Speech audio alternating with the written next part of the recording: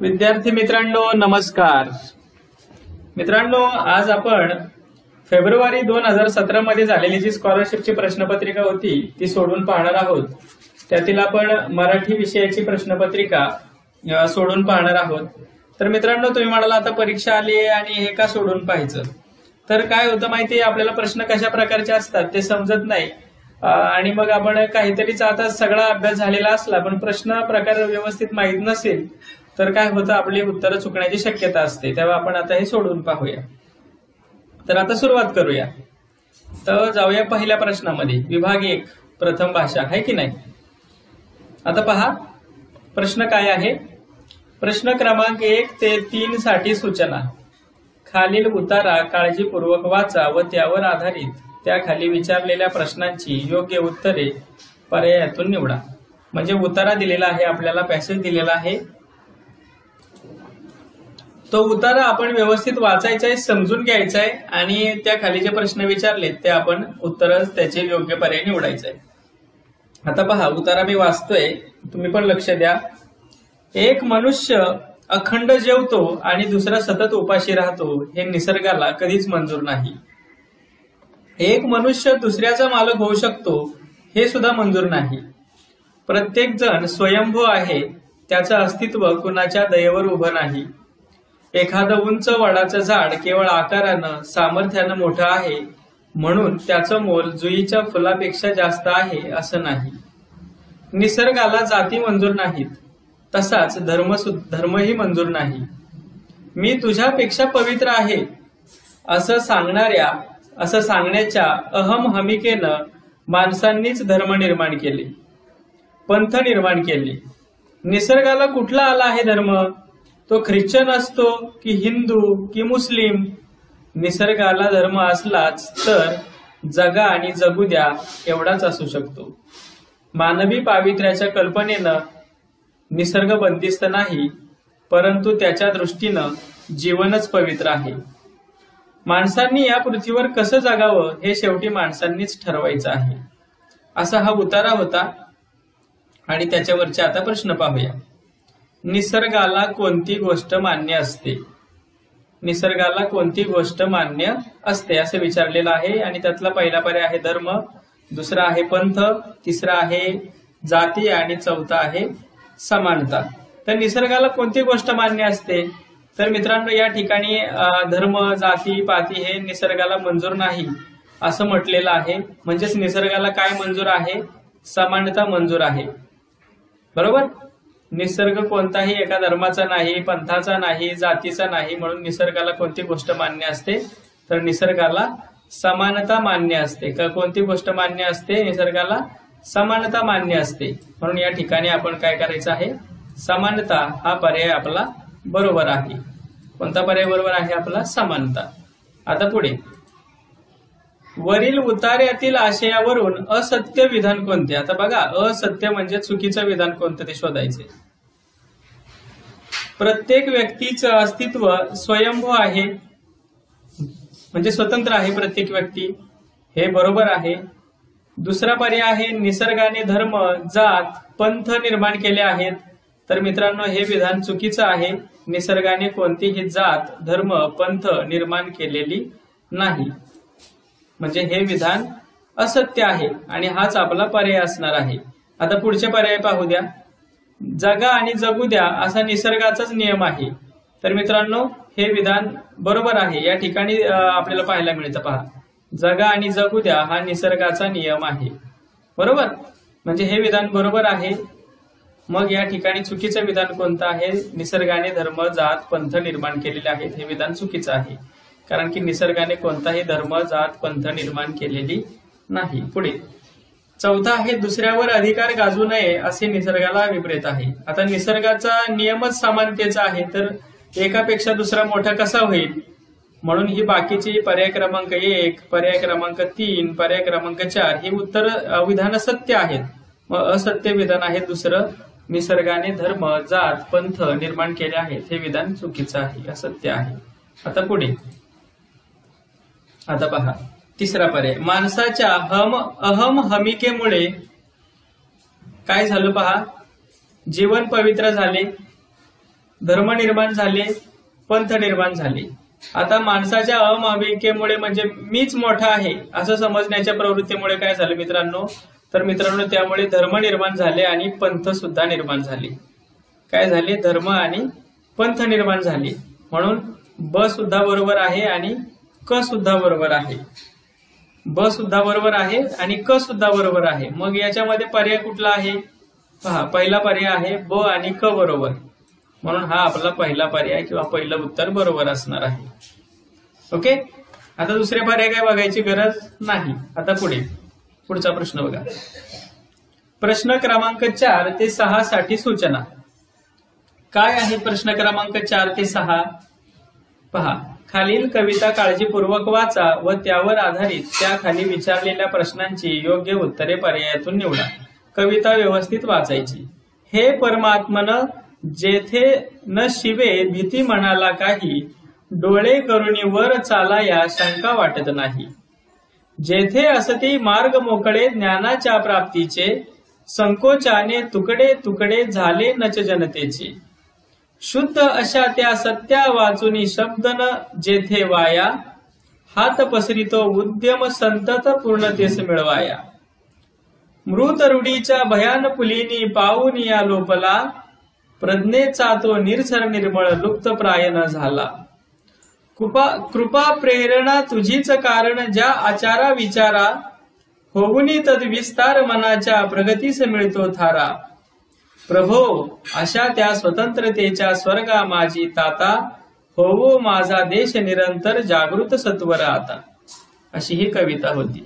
आता या कवितेत काय दिले पहा, कवितेच्या आशयानुसार स्वातंत्र्याचा कोणता फायदा सांगितला आहे.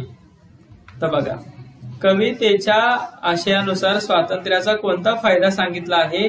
तुम्ही जर पहिल्या 2 ओळी वाचल्या तर लगेचच तुम्हाला उत्तर मिळणार आहे. पहिल्या 2 ओळी पहा, जेथे न शिवे भीती मनाला, डोळे करुणी वर चालाया शंका वाटत नाही. याचाच अर्थ काय झालेला आहे, सगळ्या वाटा स्वच्छ झालेल्या आहेत आणि वर डोळे करून चालण्यासाठी काहीच शंका वाटत नाही असं म्हटलेलं आहे. आता पुढे काय म्हटलंय अजून, जेथे असती मार्ग मोकळे ज्ञानाच्या प्राप्तीचे, संकोचाने तुकडे तुकडे झाले नच जनतेचे. आता पहा, या ठिकाणी स्वातंत्र्याचा कोणता फायदा झालाय, इथंच उत्तर आहे त्याचं. जेथे असती मार्ग मोकळे ज्ञानाच्या प्राप्तीचे, म्हणजे या ठिकाणी विद्यार्जनाचे सगळे मार्ग मोकळे होणार आहेत, हे त्याचं उत्तर आहे.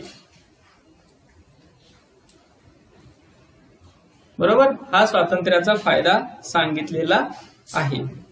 आता पुढचा प्रश्न पाहूया. प्रश्न क्रमांक 5. कवितेत कशाच्या मदतीची अपेक्षा केली आहे.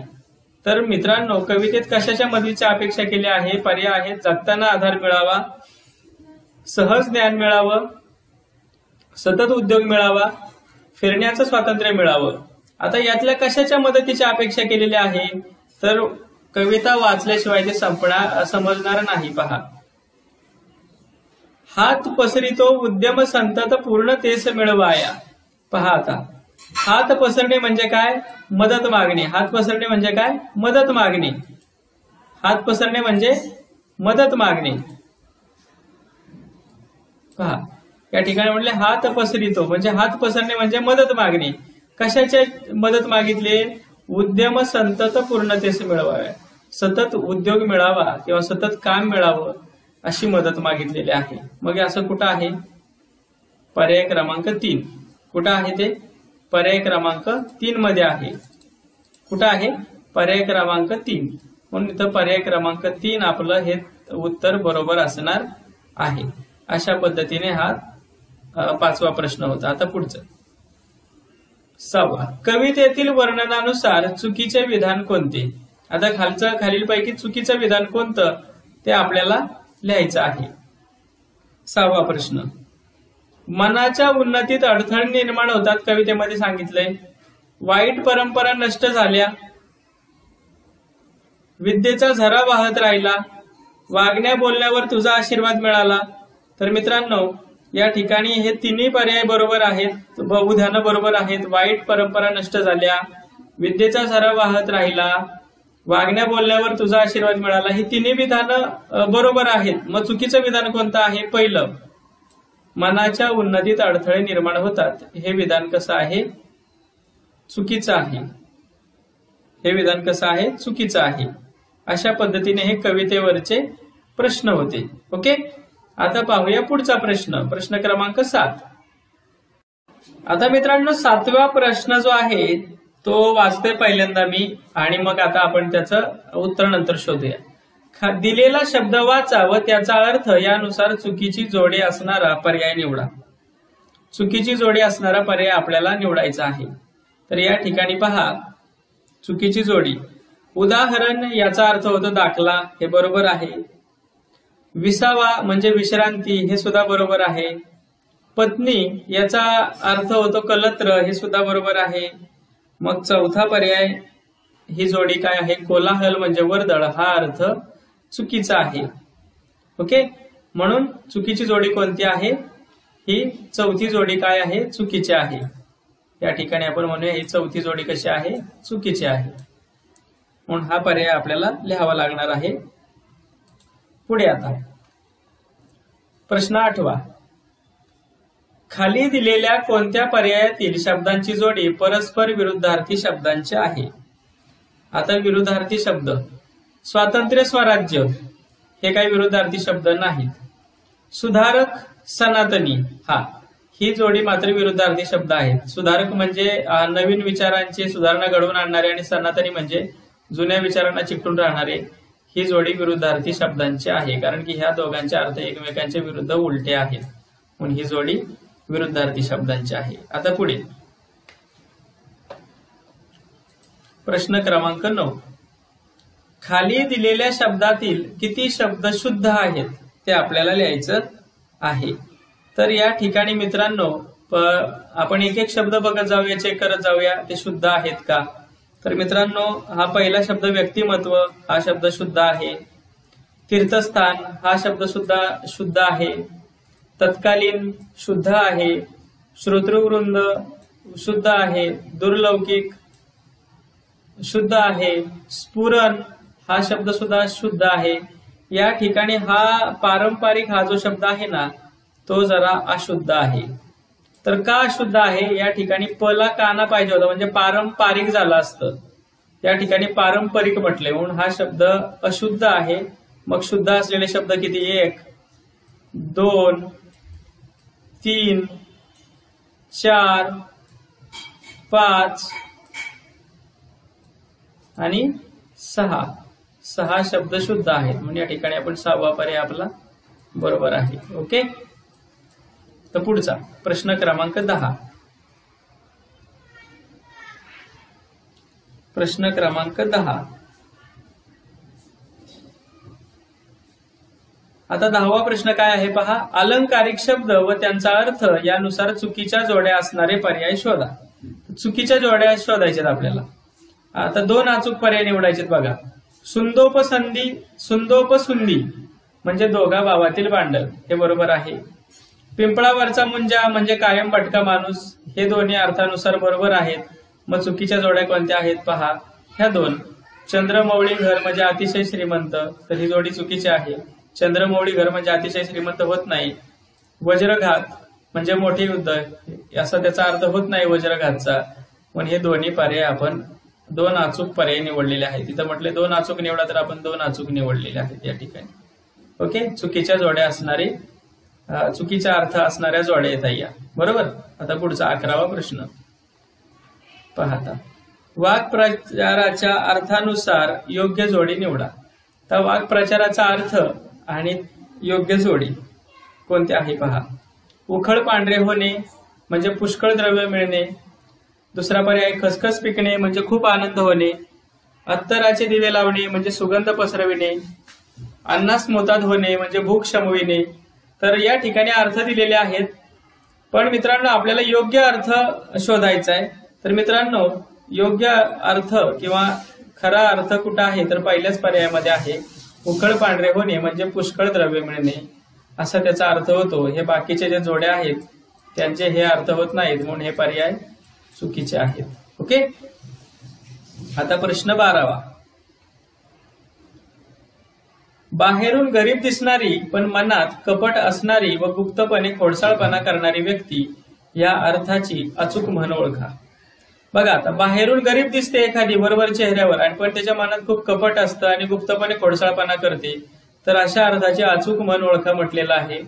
तर पर्याय आहेत पहा, गरज सरो वैद्य मरो, गोगल गाय अनपोटात पाय, चोराच्या मनात चांदणे, चित्त नाही थारी, 52 तीर्थे करी. तर बाहेरून गरीब दिसते म्हणजे वरून चांगली दिसते आणि आतून खूप खोडसाळ असते, तर अशा अर्थाची म्हण कोणती आहे, तर तो आहे पर्याय क्रमांक 2. कोणता आहे, गोगल गाय अन पोटात पाय. कोणती आहे ती म्हण, गोगल गाय अन पोटात पाय असा त्याचा अर्थ होतो. म्हणजे आपण हा पर्याय काय करणार आहोत, याला बरोबर करणार आहोत. कोणता पर्याय आहे या ठिकाणी, गोगल गाय अन पोटात पाय हा पर्याय आपला या ठिकाणी बरोबर आहे. ओके, आता पाहूया प्रश्न क्रमांक 13.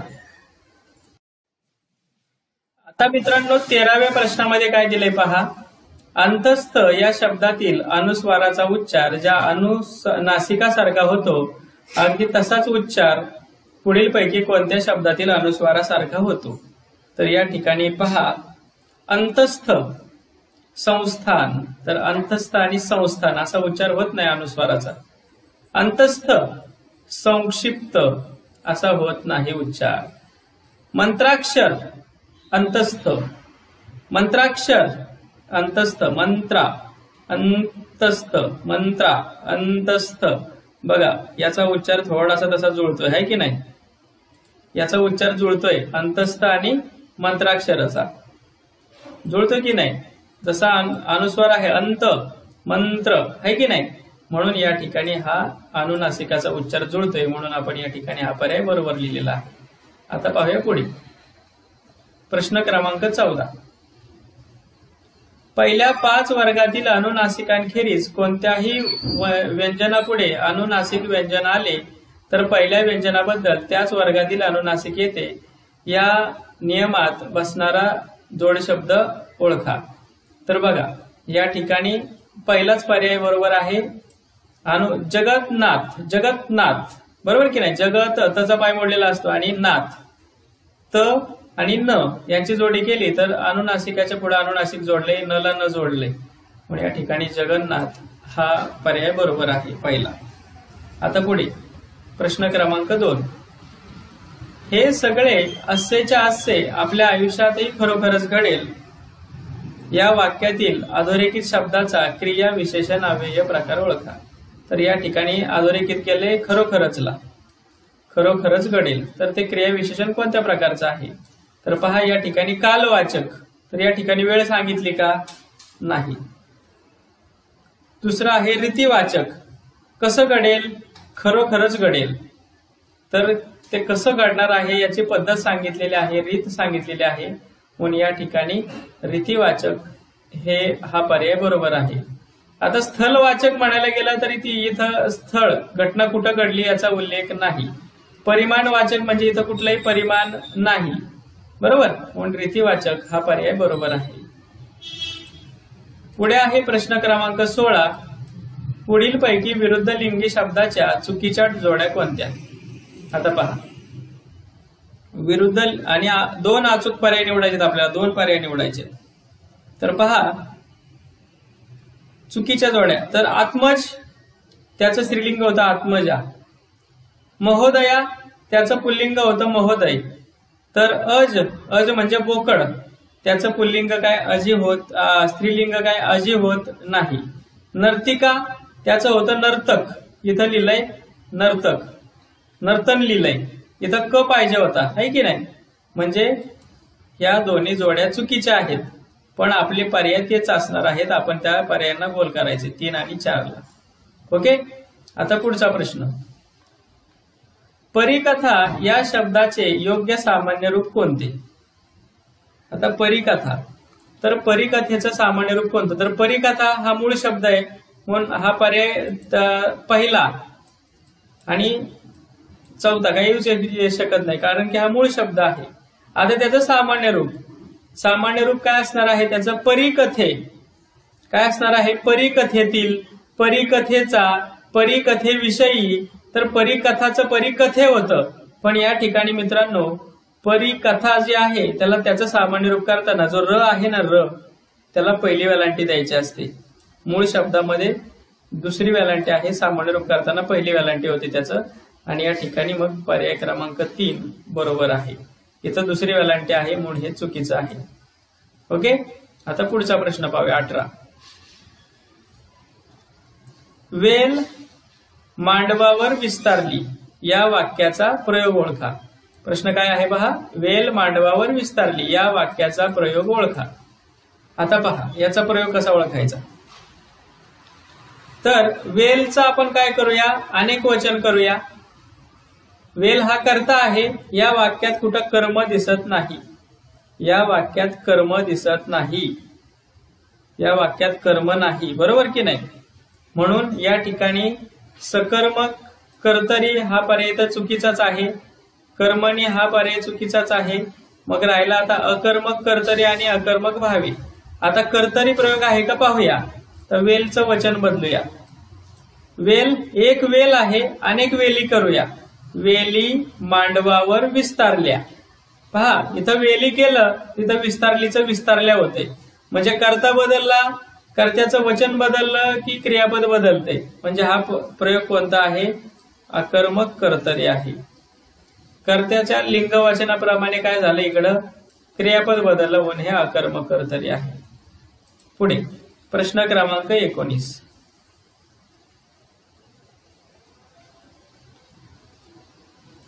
उत्कृष्ट सचित्र पुस्तक आपल्या संग्रही ठेवले तर किमान भारतीय नाण्यांपुरते आपले ज्ञान वाढेल या वाक्याचा प्रयोग ओळखा. पर्याय आहेत केवल वाक्य, संयुक्त वाक्य, उद्गारार्थी वाक्य, मिश्र वाक्य. तर मित्रांनो या ठिकाणी आपण जर पाहिलं तर इथं जर तर आलेला आहे तर. आणि मित्रांनो जेव्हा जर तर, आता इथं जर उत्कृष्ट सचित्र पुस्तक आहे की नाही संग्रही ठेवले तर, म्हणजे जर तरचं वाक्य आहे. जेव्हा असे येतं जर तर, जेव्हा तेव्हा, जेवढे तेवढे असे शब्द येतात तेव्हा ते वाक्य कसं असतं मित्रांनो, ते वाक्य असतं मिश्र वाक्य असतं. कसलं वाक्य असतं ते, मिश्र वाक्य असतं. ओके, म्हणून या वाक्याचा प्रकार आहे मिश्र वाक्य. आता पुढे प्रश्न क्रमांक 20. उत्कट भावना व्यक्त करताना ती दाखविणाऱ्या शब्दाच्या शेवटी कोणते विरामचिन्ह वापरतात. तर हे किती सोपं आहे, याच्यात पर्याय पाहायची सुद्धा गरज नाही तुम्हाला. उत्कट भावना असतात, आपण म्हणतो अरे रे रे रे, अरे रे. आपण काय तिथं लिहितो, उद्गारवाचक चिन्ह. दुःख झाल्यावर वा, आनंद झाल्यावर आपण म्हणतो वा. वा नंतर काय वापरतो आपण, उद्गार चिन्ह. म्हणजे या ठिकाणी येणार उद्गार चिन्ह. हा पर्याय बरोबर आहे. तर प्रश्न क्रमांक 21.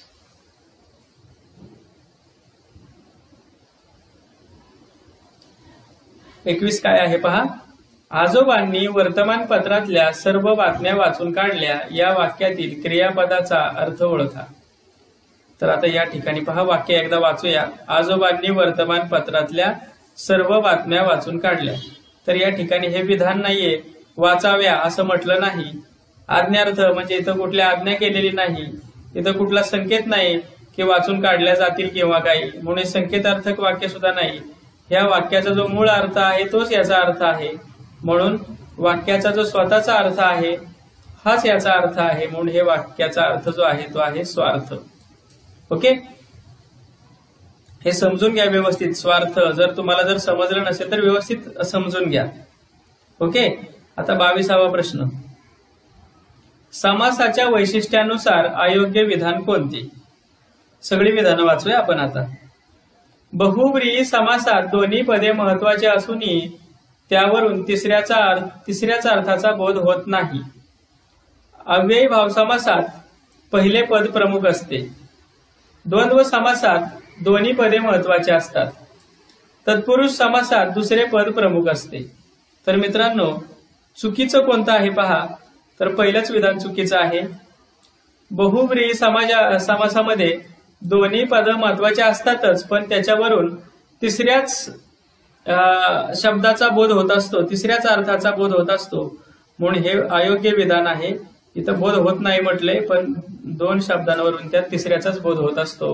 म्हणून या ठिकाणी बहुव्रीही समासात दोन्ही पद महत्वाचे असूनही त्यावरून तिसऱ्याच अर्थाचा बोध होत नाही, हे विधान चुकीचं आहे. अशा पद्धतीने हा प्रश्न 22वा होता. समास एकदा समजून घ्या, हे चारीच्या चारी समाज व्यवस्थित समजून घ्या, त्याचे शब्द लक्षात घ्या, त्याचा विग्रह कसा केलाय तो सुद्धा पहा. आता प्रश्न क्रमांक 23. पुढील पैकी उत्प्रेक्षा अलंकाराची उदाहरणे कोणती? 2 अचूक पर्याय निवडा. तर काय म्हटले पहा, विद्या हे पुरुषास रूप बरवे की झाकले द्रव्यही. दुसरा आहे मुख जणू कमलच आहे. तिसरं आहे ए अवखळ पोरी समान आज सकाळ, हिरवळ आणि पाणी तेथे स्फुरती मजला गाणी. आता पहा, उत्प्रेक्षा अलंकार केव्हा असतो? उपमेय हे जणू उपमानच आहे असं जिथं वर्णन असतं तिथं उत्प्रेक्षा अलंकार असतो. मग त्याच्यामध्ये अगदी जणू, जणू की असे शब्द असतात, बरोबर. जणू, जणू की, जणू काय असे शब्द असतात. मग हा दुसऱ्या मुख जणू कमलच आहे, म्हणजे हे तोंड कमळच आहे. मुख म्हणजे तोंड आणि कमळामध्ये फरकच नाही. उपमेय आणि उपमान सारखंच आहे, सारखंच. म्हणजे उपमेय आणि उपमान एकच आहे जवळजवळ, असं जिथं वर्णन असते तो उत्प्रेक्षा अलंकार असतो. आणि हा सुद्धा आहे. विद्या हे पुरुषास रूप बरवे की झाकले द्रव्यही, म्हणजे झाकलेलं द्रव्य आणि पुरुषाजवळ असलेली विद्या ही सारखीच आहे किंवा त्याच्यासारखीच आहे किंवा तीच आहे असं वर्णन आहे. म्हणून या ठिकाणी हा पर्याय क्रमांक 1 आणि 2 बरोबर आहे. आता प्रश्न क्रमांक 24. पुढील पैकी महात्मा ज्योतिराव फुले यांची कोणती साहित्य कृती नाही? आता महात्मा ज्योतिराव फुले यांनी कुठलं पुस्तक लिहिलं नाही यातलं? तर शेतकऱ्यांचा आसूड लिहिलेला आहे, अस्पृश्यांची कैफियत लिहिलेली आहे, ब्राह्मणांचे कसब लिहिलेलं आहे. मग कोणतं पुस्तक लिहिलं नाही त्यांनी? तर मित्रांनो, गुलाम हे त्यांनी पुस्तक लिहिलं नाही, तुम्हाला फसवण्यासाठी दिलेलं आहे. हे त्यांनी गुलामगिरी नावाचा ग्रंथ लिहिलेला आहे, गुलाम नावाचं पुस्तक त्यांनी लिहिलेलं नाही. म्हणून हा पर्याय बरोबर आहे. ओके. आता पुढे शेवटचा प्रश्न मराठीचा. 25वा प्रश्न पहा. खालीलपैकी कोणत्या टोपण नावाने त्या समोर दिलेल्या साहित्यिकास ओळखले जात नाही? साहित्यिक आणि त्यांचं टोपण नाव दिलंय. तर पहिलं म्हटलंय कवी बी. कवी बी म्हणजे नारायण मुरलीधर गुप्ते, बरोबर आहे. आरती प्रभू. आरती प्रभूंचं खरं नाव काय? चिंतामण त्र्यंबक खानोलकर, म्हणजे चित्र खानोलकर. तिसरं माधवानुज माधव त्र्यंबक पटवर्धन. चौथं रानकवी नाधो महानोर. तर मित्रांनो, ही जोडी चुकीची आहे. पहा, ही जोडी चुकीची आहे. माधवानुज माधव त्र्यंबक पटवर्धन ही जोडी चुकीची आहे. कोणती जोडी चुकीची आहे? माधवानुज माधव त्र्यंबक पटवर्धन ही जोडी चुकीची आहे, तिसरी. कारण की माधवानुज जे आहेत ना, माधवानुज, त्या माधवानुज यांचं खरं नाव आहे काशीनाथ हरी मोडक. माधवानुज यांचं खरं नाव काय आहे? काशीनाथ हरी मोडक. म्हणून माधव त्र्यंबक पटवर्धन ही जोडी चुकीची आहे त्याला जोडलेली. अशा पद्धतीने याचं उत्तर कोणतं लिहिणार आहात तुम्ही? हा तिसरा पर्याय हे त्याचं उत्तर असणार आहे. आणि हा मराठीचे प्रश्न या ठिकाणी संपलेले आहेत. थँक्यू.